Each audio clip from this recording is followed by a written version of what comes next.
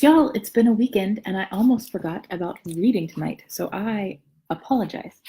Um, for those of you that are just catching up, we are doing George Orwell's 1984. And this is Mercutio, and sometimes he's annoying, so we'll see how it goes.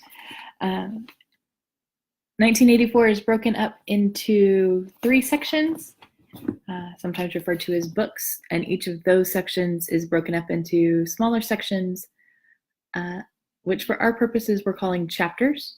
So tonight we're reading section 2, and probably just chapter 1. We'll see how it goes. But we're starting late tonight, so I don't want to keep you guys too late. So, without further ado, George Orwell's 1984, section 2, chapter 1.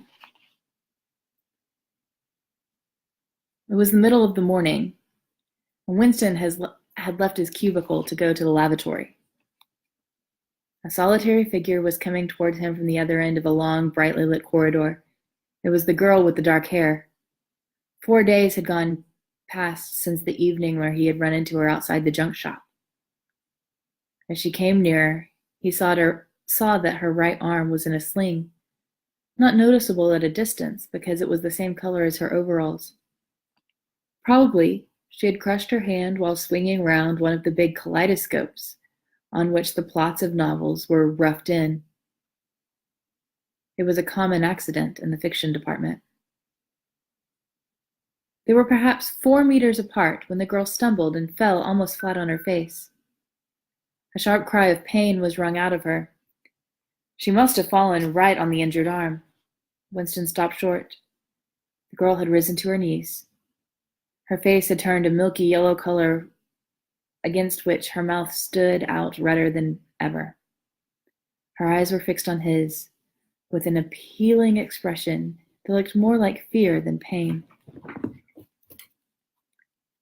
Curious emotion stirred in Winston's heart. In front of him was an enemy who was trying to kill him. In front of him also was a human creature, in pain, and perhaps with a broken bone. Already, he had instinctively started forward to help her. In the moment when he had seen her fall on the bandaged arm, it had been as though he felt the pain in his own body. "You're hurt?" he said. "It's nothing. My arm. It'll be all right in a second." She spoke as though her heart were fluttering. She had certainly turned very pale. "You haven't broken anything?" "No, I'm all right. It hurt for a moment, that's all." She held out her free hand to him, and he helped her up. She had regained some of her color, and it appeared very much better. "It's nothing," she repeated shortly. "I only gave my wrist a bit of a bang. Thanks, comrade." With that, she walked in the direction in which she had been going, as briskly as though it had really been nothing. The whole incident could not have taken as much as half a minute. Not to let one's feelings appear on one's face was a habit that had acquired the status of an instinct. And in any case, they had been standing straight in front of the telescreen when the thing happened. Nevertheless, it had been very difficult not to betray a momentary surprise, for in the 2 or 3 seconds he was helping the girl up, the girl had slipped something into his hand. There was no question that she had done it intentionally. It was something small and flat, and as he passed through the lavatory door, he transferred it to his pocket and felt it with the tips of his fingers. It was a scrap of paper folded into a square. While he stood at the urinal, he managed, with a little more fingering, to get it unfolded. Obviously, there must be a message of some kind written on it. For a moment, he was tempted to take it into one of the water closets and to read it at once. But that would be shocking folly, as he well knew. There was no place where you could be more certain that the telescreens were watched continuously. He went back to his cubicle, sat down, threw the fragment of paper casually among the other papers on his desk, put on his spectacles, and hitched the speaker right towards him. 5 minutes, he told himself. 5 minutes at the very least. His heart bumped in his breast with frightening loudness. Fortunately, the piece of work he was engaged on was mere routine. The rectification of a long list of figures not needing close attention. Whatever was written on the paper, it must have some kind of political meaning. So far as he could see, there were only two possibilities. One, much more likely, was that the girl was an agent of the thought police, just as he had feared. He did not know why the thought police should choose to deliver their messages in such a fashion, but perhaps they had their reasons. The thing that was written on the paper might be a threat, a summons, in order to commit suicide, a trap of some description. But there was another, wilder possibility that kept raising its head, though he tried vainly to suppress it. This was that the message did not come from the thought police at all, but from some kind of underground organization. Perhaps the Brotherhood existed after all. Perhaps the girl was part of it. No doubt the idea was absurd, but it had sprung into his mind in the very instant of feeling the scrap of paper in his hand. It was not till a couple of minutes later that the other, more probable explanation had occurred to him.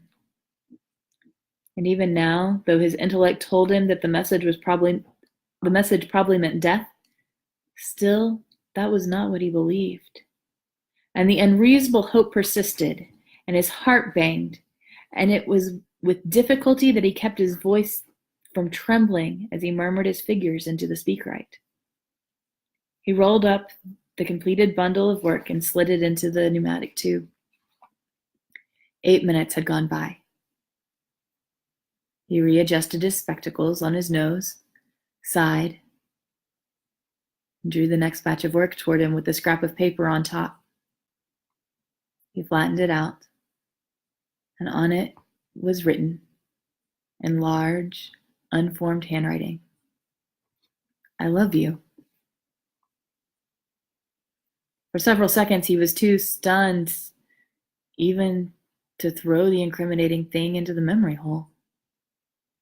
When he did so, although he knew very well the danger of showing too much interest, he could not resist reading it once again just to make sure that the words were really there. For the rest of the morning, it was very difficult to work. What was even worse was having to focus his mind on the series of niggling jobs that was the need to conceal his agitation from the telescreen. He felt as though a fire were burning in his belly. Lunch in the hot, crowded, noise-filled canteen was torment. He had hoped to be alone for a little while during the lunch hour, but as bad luck would have it, the imbecile Parsons flopped down beside him, the tang of his sweat almost defeating the tinny smell of the stew, and kept up a stream of talk about preparations for Hate Week. He was particularly enthusiastic about a papier-mâché model of Big Brother's head, 2 meters wide, which was being made on the occasion by his daughter's troop of spies. The irritating thing was that the racket of voices Winston could hardly hear what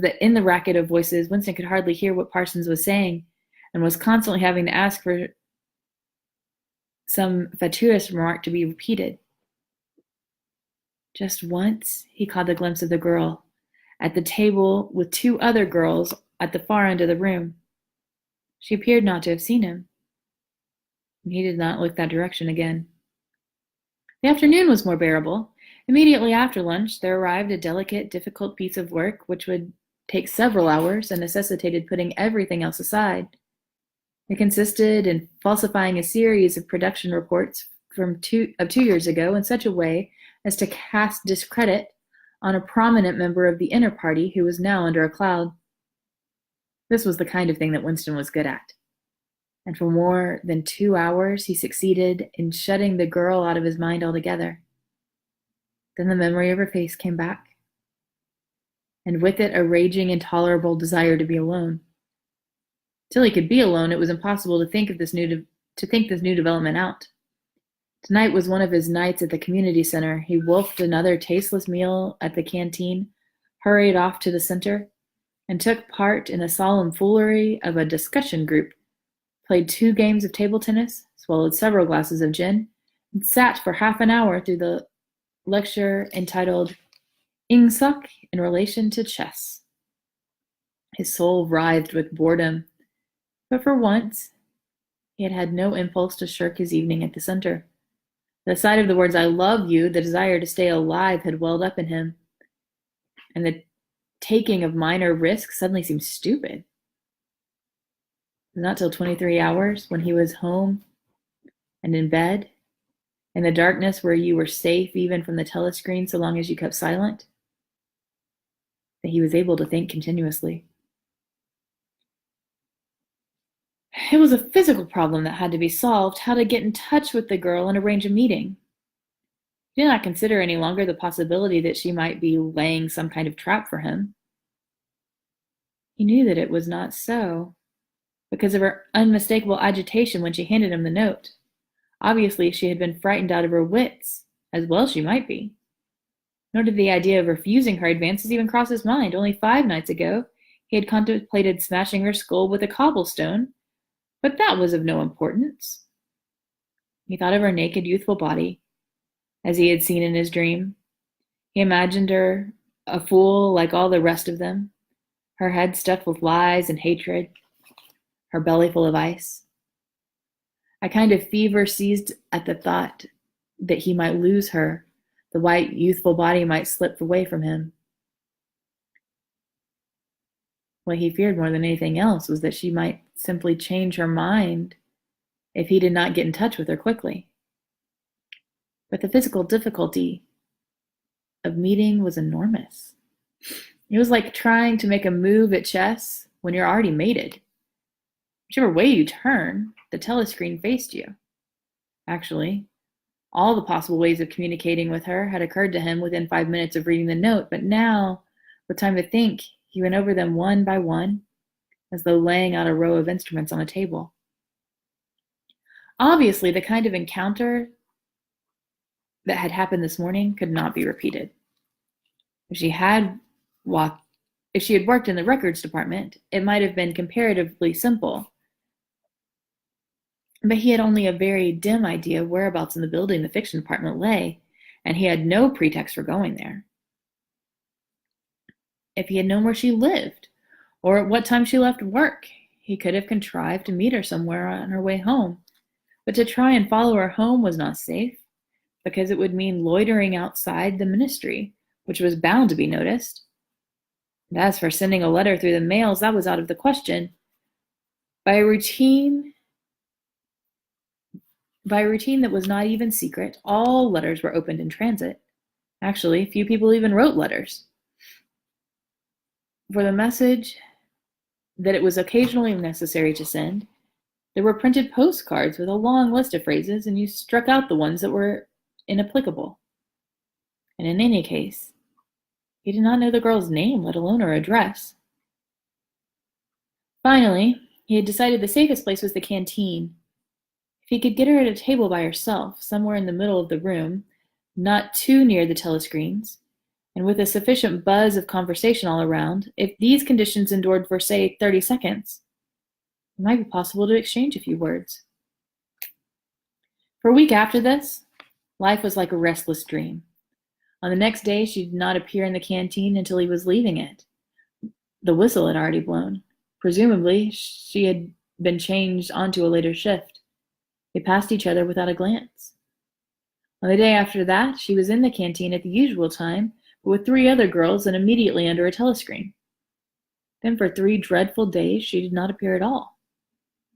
His whole mind and body seemed to be afflicted with an unbearable sensitivity, a sort of transparency which made every movement, every sound, every contact, every word that he had to speak or listen to an agony. Even in his sleep, he could not altogether escape from her image. He did not touch the diary during those days. If there was any relief, it was in his work, in which he could sometimes forget himself for 10 minutes at a stretch. He had absolutely no clue as to what had happened to her. There was no inquiry he could make. She might have been vaporized. She might have committed suicide. She might have been transferred to another end of Oceania. Worst and likeliest of all, she might simply have changed her mind and decided to avoid him. But the next day she reappeared. Her arm was out of the sling, and she had a band of sticking plaster on her wrist. The relief of seeing her was so great he could not resist staring directly at her for several seconds. On the following day, he nearly succeeded in speaking to her. When he came into the canteen, she was sitting at a table well from the wall and was quite alone. It was early and the place was not very full. The queue edged forward till Winston was almost at the counter and then held up for 2 minutes because someone in front was complaining that he had not received his tablet of saccharin. But the girl was still alone when Winston secured a tray and began to make for her table. He walked casually towards her, his eyes searching for a place at some table beyond her. She was perhaps 3 meters away from him. Another 2 seconds would do it. Then a voice behind him called, "Smith!" He pretended not to hear. "Smith!" repeated the voice more loudly. It was no use. He turned around. A blonde-headed, silly-faced young man named Wilshire, whom he barely knew, was inviting him with a smile to a vacant place at his table. It was not safe to refuse. After having been recognized, he could not go and sit at a table with an unattended girl. It was too noticeable. He sat down with a friendly smile. The silly blonde face beamed into his. Winston had a hallucination of himself smashing a pickaxe right in the middle of it. The girl's table filled up a few minutes later. But she must have seen him coming towards her, and perhaps she would take the hint. The next day he took care to arrive early. Sure enough, she was at a table about the same place and alone again. The person immediately ahead of him in the queue was a small, swiftly moving, beetle-like man with a flat face and tiny, suspicious eyes.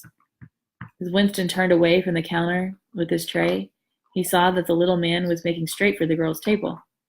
His hope sank again.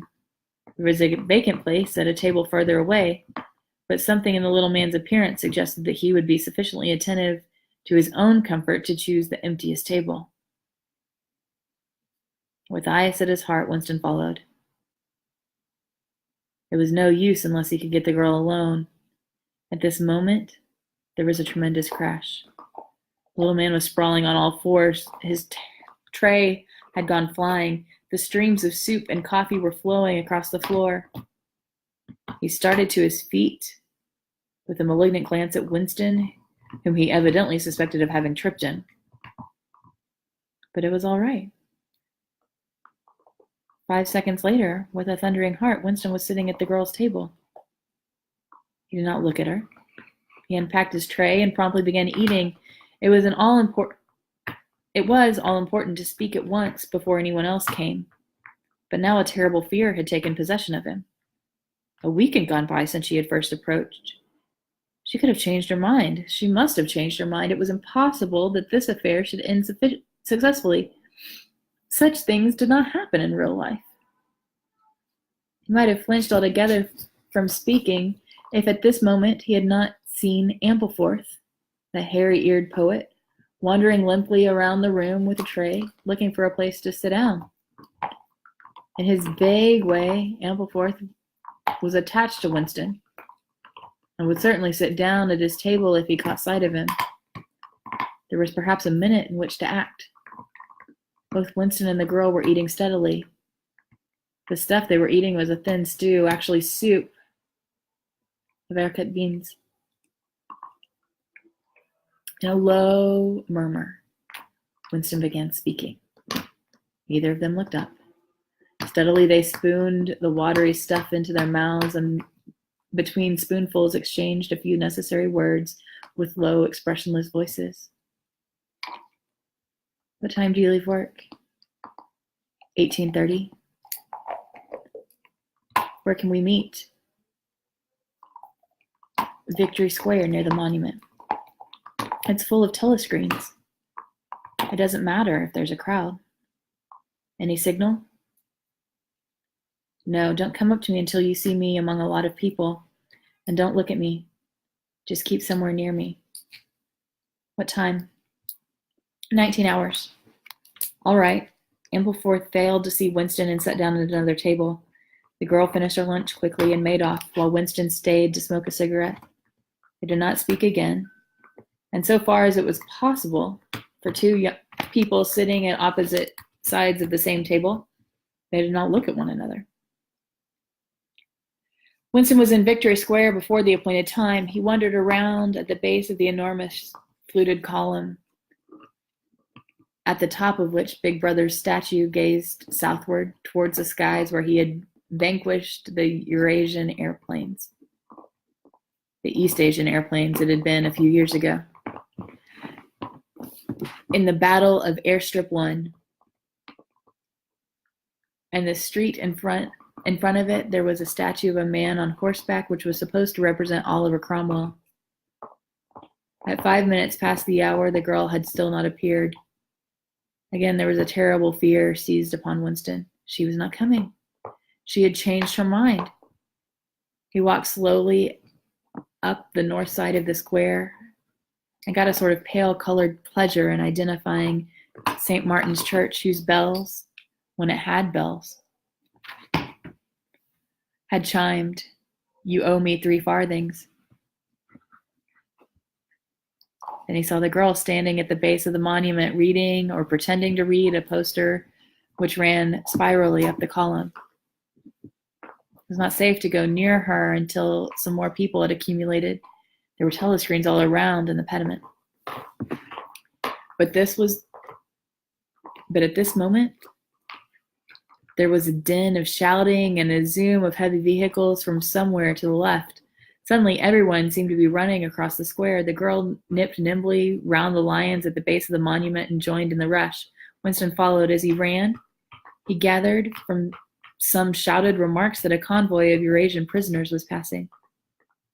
Already a dense mass of people was blocking the south side of the square. Winston, at normal times the kind of person who gravitates to the outer edge of any kind of scrimmage, shoved, butted, squirmed his way forward through the heart of the crowd.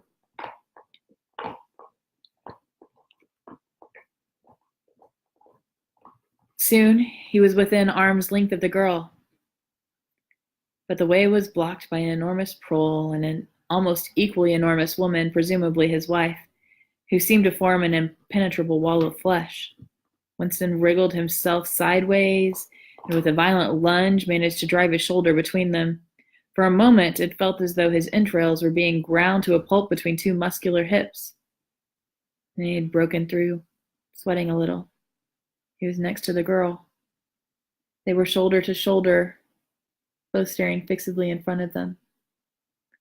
A long line of trucks with wooden-faced guards armed with submachine guns, standing upright in each corner, was passing slowly down the street.